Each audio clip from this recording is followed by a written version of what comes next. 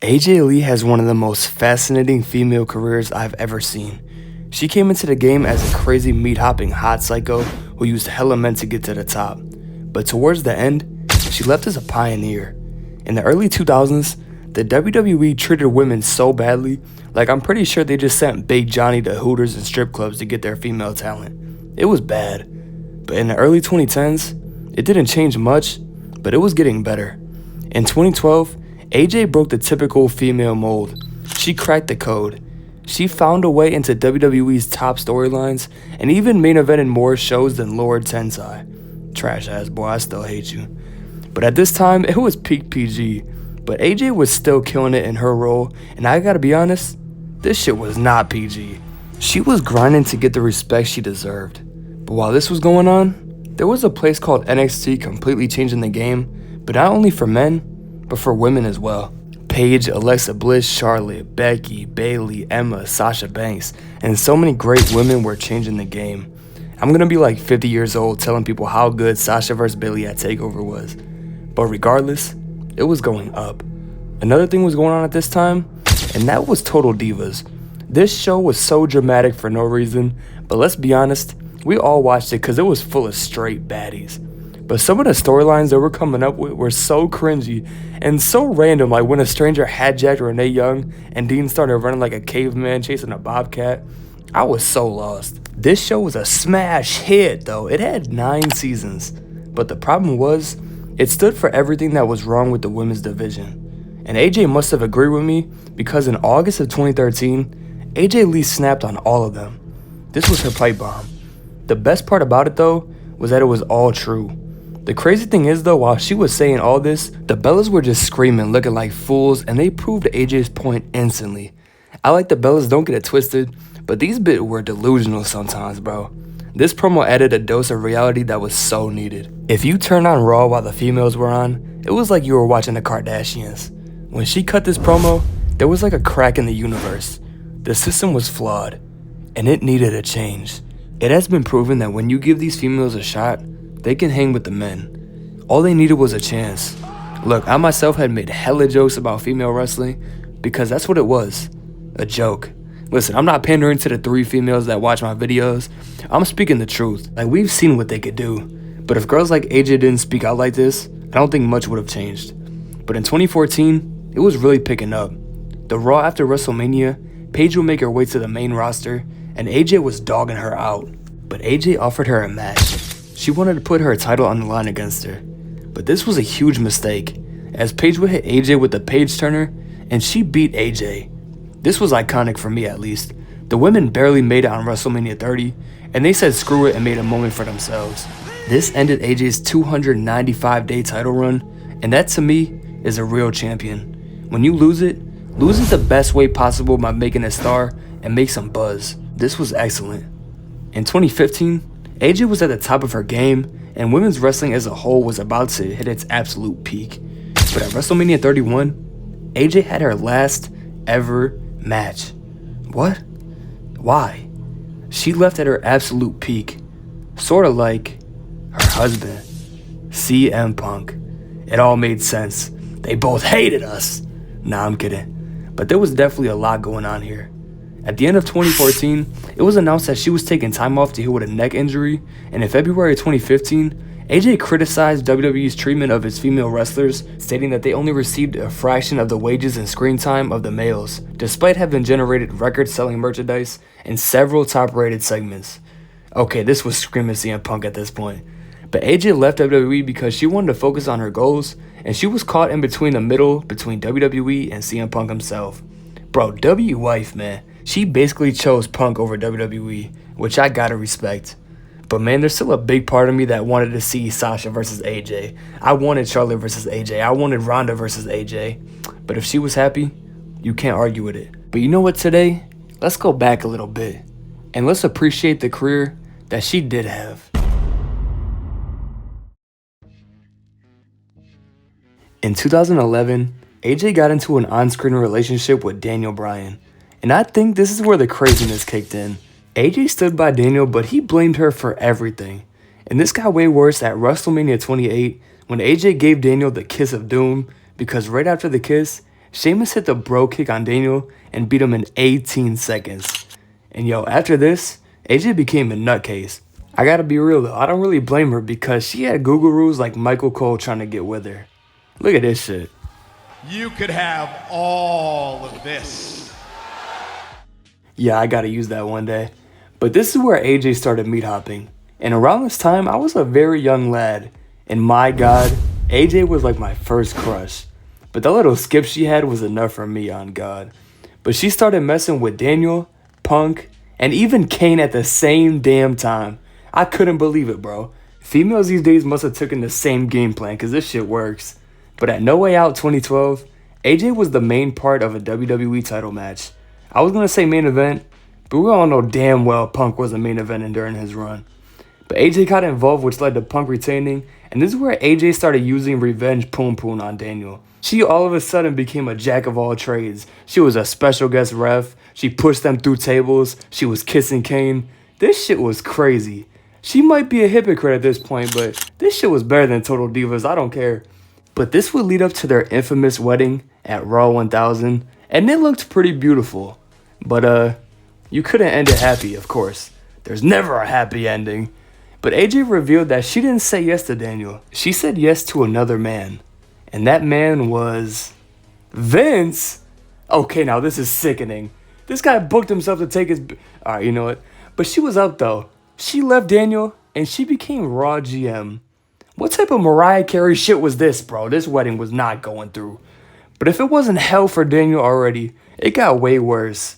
The Rock came out and he absolutely torched this man. For anybody in Daniel's spot, it would be their worst day ever.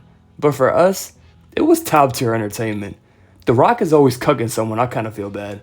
But this GM run didn't last long, and the board of directors came in, and you know when they show up, they shut that shit down. But another man will get into the fray though. A man we know very well. Paul Heyman. Yo, Paul Heyman was Dirty Mac and heavy. What the fuck is this? But nah, it was another guy though. It was John Cena. What a pick. She was aiming for the absolute top. But Cena and AJ were OP. Forget Cena and Mickey. Forget Cena and Nikki. Forget Cena and Michelle McCool. The fuck is this? But Cena and AJ were a fire couple. I don't know who pulled the rabbit out the hat. I don't know who ran up a jug. But this storyline hit. They tried to deny it, but Vicky had some good ass footage and evidence against them. Vicky was messy. But Cena was in dots. Forget the Diddy footage, this is way more interesting. But then Dolph got involved. Cena fell in love with the neighborhood thotty, and Dolph was a certified thotty grabber. I wouldn't trust him around anybody. I saw that Total Diva shit, Dolph. But they were officially together, and they had the most awkward kiss I've ever seen in my life. But Cena and Dolph would face each other at TLC for the Money in the Bank contract, and AJ did it again. AJ turned heel, and she aligned with Dolph Ziggler. Dolph disrespected her so much, and she still chose him. I don't get it. And why were 3M being towels? This was too complex for my 9-year-old self. And now I'm 21, and it's still too complex. Dolph and AJ were kind of tough though. I remember that Christmas segment. Ooh-wee, boy. But eventually, of course, this relationship wouldn't last long either, as Cena would pour literal shit on them, and a couple months after this, they basically fizzled out and they were through.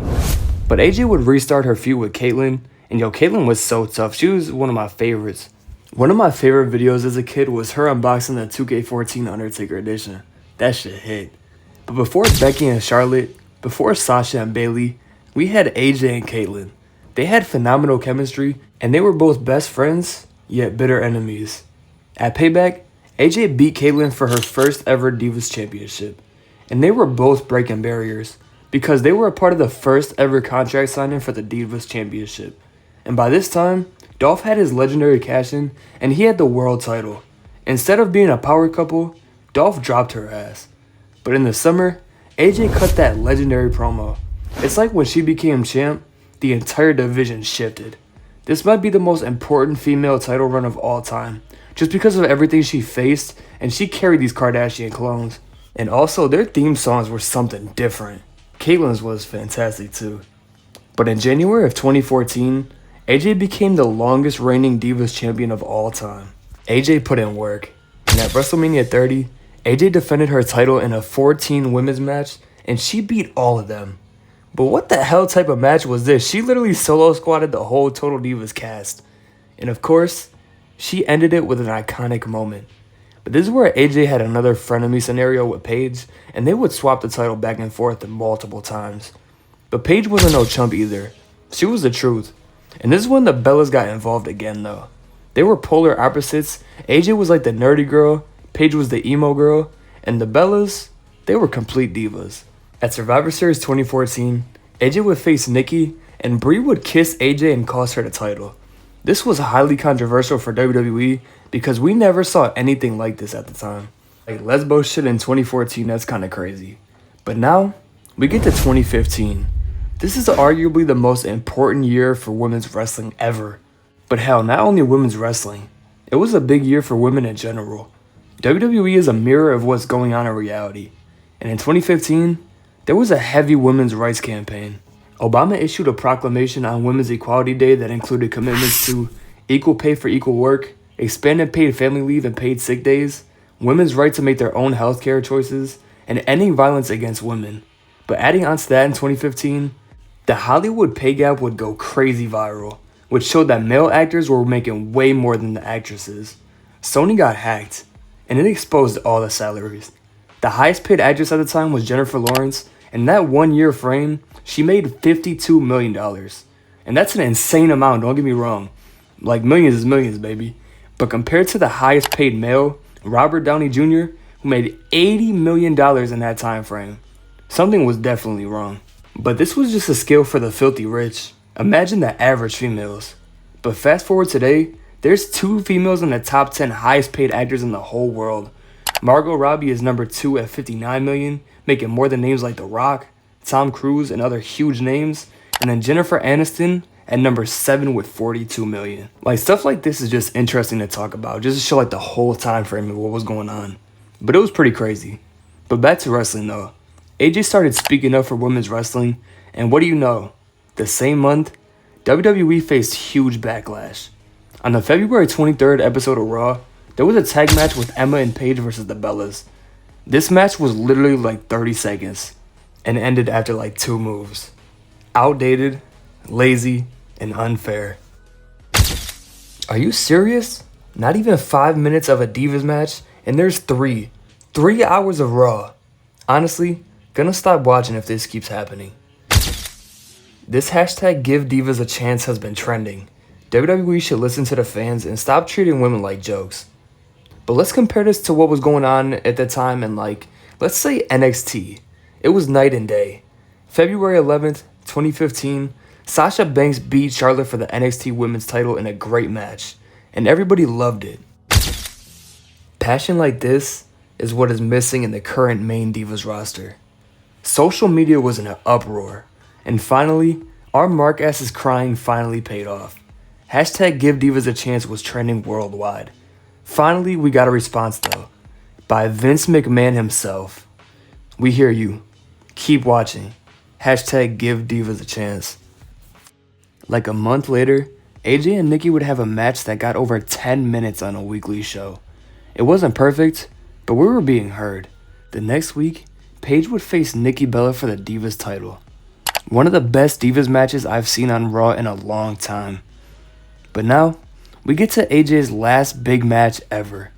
Paige and AJ versus the Bella Twins at WrestleMania 31. AJ tapped out Nikki Bella for the win. They killed it. But the next night on Raw, it was her final match ever, and she pulled up wearing a Bayley shirt. Honestly, before recording this, I always thought her last match was at Mania 31, but this was her last match ever. Like, that was just it. She was done. In 2011, WWE was in a very dark period, and CM Punk came in and completely changed the game, and then left. In 2015, AJ was fed up with women's wrestling, and she carried the Divas division, lighting a spark and a women's revolution, and then just left. How poetic. But fast forward 3 months later, women's wrestling changed forever. Stephanie McMahon came out with the Bellas and Paige, and they were making moves. Insert Becky Lynch, Charlotte, and my girl, Sasha Banks. Team PCB, Team Bad, and the Bellas. It was raps. "This is awesome" chants instantly. But this wasn't just some bullshit hashtag. This was a real revolution.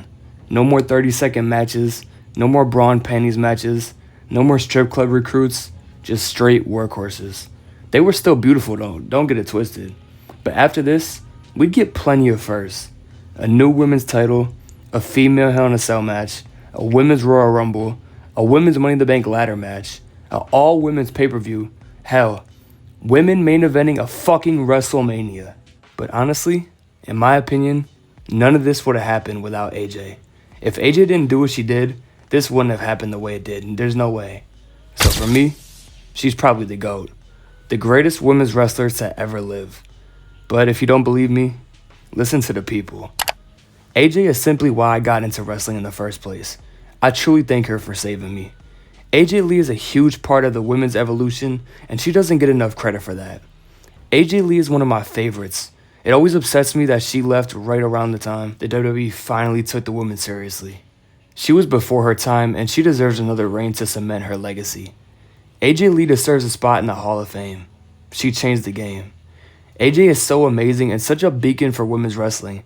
I met her 10 years ago, and I'll never forget it. She hasn't changed a day.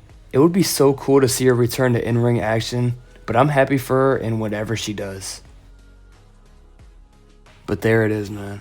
It's been so long that I think people forgot how iconic AJ was, and I could not let that shit die out. She's my GOAT. She started off her career playing musical chairs and dancing with Michael Cole, to being crazy and dating hella different men and having a hoe phase, to being the longest reigning Divas champion ever of her time, to retiring on top. She even has her own book! But there's been so many talks about her returns over the years, but with CM Punk returning recently, I think it's the best ever chance we'll get for a return. The Rumble is only a few weeks away from this writing. I don't know when this video is going to go up, but I don't want to get people hyped for no reason. But 2025, AJ Rumble return confirmed? Shit, I hope so. But with all that being said, like, comment, and subscribe. I think it's easy to see that AJ Lee saved women's wrestling.